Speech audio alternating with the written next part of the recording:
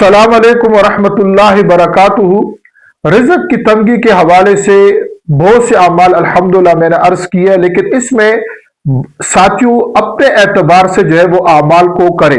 بعض ایسے ساتھی ہوتے ہیں کہ ان پر کوئی بندش نہیں ہوتی، کوئی مسئلہ نہیں ہوتا، بس اللہ کی طرف سے گناہ کی آزمائش ہوتی ہے تو اس کے لیے علیحدہ وظائف ہوتے ہیں۔ بعض ایسے لوگ ہوتے ہیں کہ ان پہ جادو کا اثر ہوتا ہے، کسی نے جادو کروایا ہوتا ہے، ان پر بندش لگی ہوئی تھی، جس کی وجہ سے وہ بیچارے بڑی کوشش کرتے ہیں لیکن وہ اعمال وہ چیز حل نہیں ہو رہی ہوتی۔ تو اس کے لیے ایک عمل عرض لے کر حاضر ہوا ہوں۔ عمل یہ ہے کہ سورۃ المزمل، یہ بڑا قیمتی عمل ہے۔